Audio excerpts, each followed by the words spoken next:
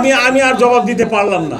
আপনি যখন লাঠি হাতে নিজে নেমেছেন রাস্তায়, তারপরেই পুলিশের কিছু সদস্য উদ্দেশ্য প্রণোদিতভাবে আক্রোশবশত শুধুমাত্র সাংবাদিকদের টার্গেট করে মারধর করেছে, হামলা করেছে, ল্যান্ড মেরে ফেলে দিয়েছে।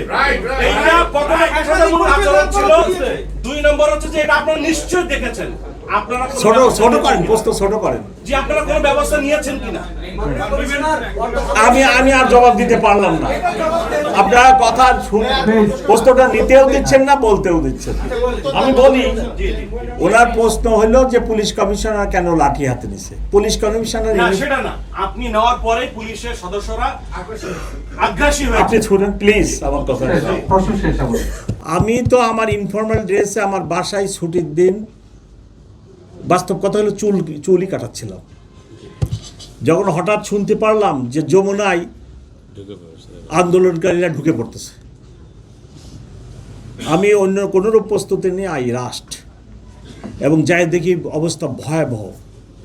এবং এই নির্বাচনের 5-6 দিন আগে যদি যেখানে সরকার প্রধান থাকেন সেখানে যদি আন্দোলনকারী ঢুকে যায়, যেখানে আমার 144 দ্বারা সভা সমাবেশ নিষিদ্ধ আছে, সেখানে এসে আপনার যদি আন্দোলনকারীরা এই ধরনের কর্মকাণ্ড করে, তাহলে কি পুলিশ কমিশনার বসে থাকার কোনো সুযোগ আছে কিনা?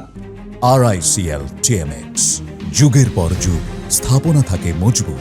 ডেইলি স্টার, প্রথম আলোতে যে আক্রমণ হলো গভীর রাত্রে 11টায়, ট্রাফিক জ্যামের কারণে আমার অফিসারদেরকে আমি ওখানে সময় মতো পাঠাতে পারি নাই, এবং এই ধরনের ঘটনা ঘটলো, তখন তো সব ব্লেম পুলিশের উপরই আসলো। আমি পুলিশ কমিশনার হিসাবে কিভাবে আন্দোলনকারীদেরকে সরকার প্রধানের বাসভবন কাম অফিসে ঢোকার মতো ঘটনা ঘটাতে ঢোকার যে কি বলে সুযোগ বা ঢুকতে যাচ্ছে, এই অবস্থায় আমি কি বসে থাকার কোনো সুযোগ আছে কিনা? আমি তো শুধু আমি নিজেই যাই নাই। অ্যাট ওয়ান স্টেজ আমি আমার ইন্সপেক্টর জেনারেলকে ফোন করছি যে ভাই আমি তো একা পারতেছি না, you should come to help me, এবং ইন্সপেক্টর জেনারেল নিজেও সেখানে আসছে, আপনারা দেখছেন কিনা। ততক্ষণে আমরা আন্দোলনকারীকে শেরাটনের ওই পাশে নিয়ে গেছি, আমার ডান পাশের কলিগ, বাম পাশের কলিগ সবাই উপস্থিত ছিল। ততক্ষণে ইন্সপেক্টর জেনারেল এসে উপস্থিত হয়েছে।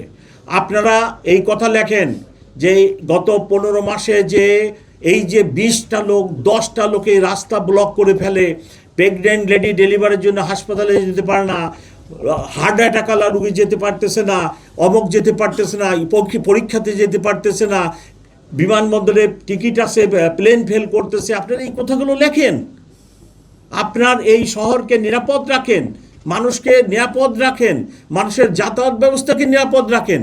আপনার কোথায় কোথায় রাস্তা বন্ধ, কোথায় কোথায় রাস্তা বন্ধ, এটা কি মিথ্যা বলতেছি আমি? আপনিও তো মুভমেন্ট করতে পারেন না।